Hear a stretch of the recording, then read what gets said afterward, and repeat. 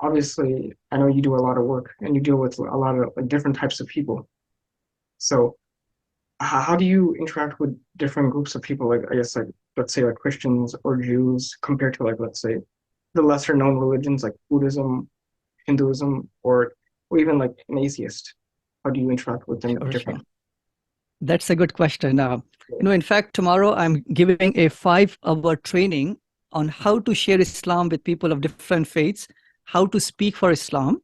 Uh, so from 11 a.m. to 5 p.m., this will be at the ICNA Center in Oak Brook in Illinois. Okay.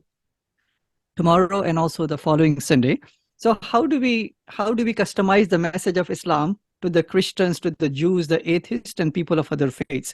First Yeah. and foremost, to be impactful for the audience, we need to know the background of the audience, right? Yeah. If it's a Christian, I would give them the message of oneness of God, even from the Bible, as much as from the Quran, and let them know that every prophet of the Bible, the Old Testament, the New Testament, they came to preach the absolute oneness of God.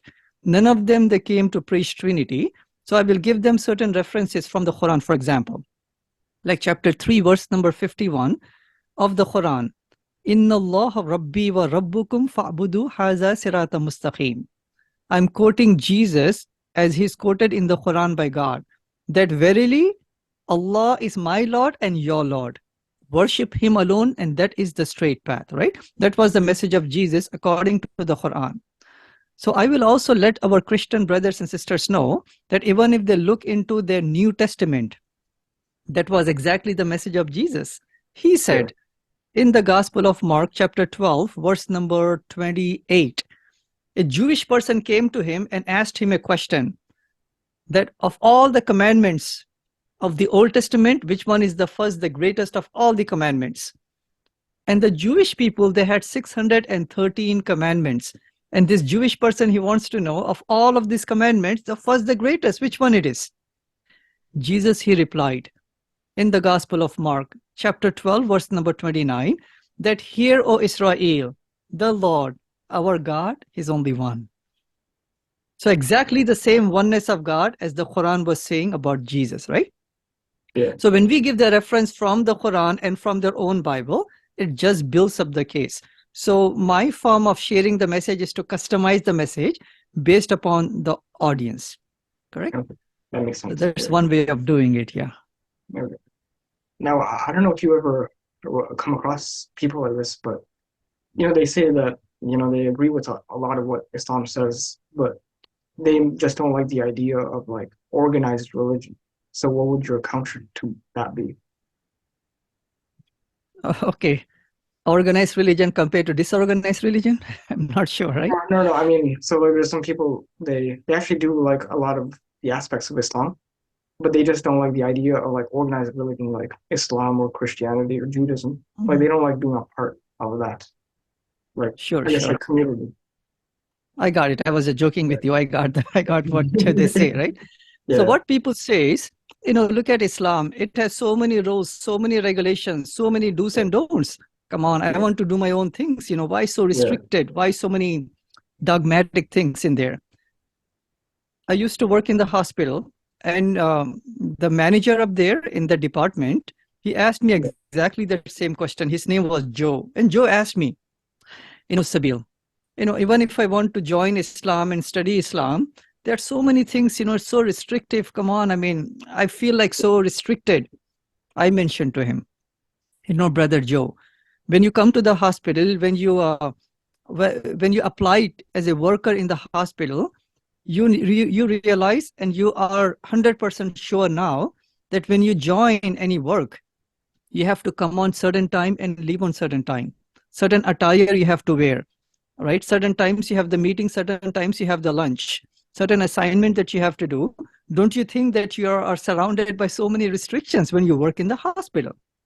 When you drive on the road, you just cannot drive any which way that you want. You have to Yeah. follow the rules of the road, speed limit and the stop signs and the traffic light, right? And the lane changes. You are restricted by the guidelines of the rules of the road. So anywhere, any organization, you will have restrictions, and the guidelines are there so a person can be productive So a person does not harm himself or the people all around. And that is the same with Islam, right? When I gave this Yeah, analogy, yes, he realized, yeah, restrictions may be good, correct? yeah, So then you mentioned to them, these restrictions are not coming from any scholar, right? Any imam. They're coming from the creator. And the creator knows us much more than us. So when he give us any restriction, any commandment, any guidance, any do's and don'ts, there's always good in that. Then we mentioned to them, okay, one of the prohibitions in Islam is not to have any intoxicants. yeah, Okay, we may be thinking, you know what, come on, why not a little bit?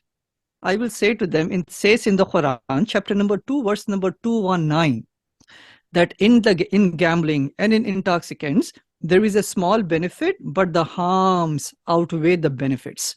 And this yeah, is for people who reflect. Then we mentioned to them, okay, fine, you may get a good taste when you drink, you may get high, you may get a feeling of, euphoria and whatnot, but look at all the harm which is causing when a person drinks. Spiritually, psychologically, right, physiologically, yeah, any which way that you absolutely. look at it medically, it is Yeah, harming you and harming the people all around you. So for that reason, it's a 0% tolerance for alcohol and intoxicants. yeah. So we mention the rules and regulations when we share the message, and then we show to them the concept of the hereafter, accountability. That's a good point because I actually like that analogy because Islam, anything that it like kind of like restricts, it's based more so like something like you said, it's better for your life and it's in a way to make you a bit more like disciplined in general. Yeah, so based on the audience, based upon the person that you're interacting with, if a young person like a high schooler is going to ask me that question, I will give him the analogy of a classroom. Just imagine that there is no teacher in the classroom, or just imagine there is a substitute teacher in the classroom. Yeah, How would the kids behave, right? The youth are not going to behave the optimal way, the ideal way. It will not be a productive environment. They will not achieve as much as they would when people are going to have discipline and structure. So any which way you customize the message and you give analogies to the person so they can understand the beauty of Islam, inshallah. that's a good point because yeah, that's actually a really good point. Now,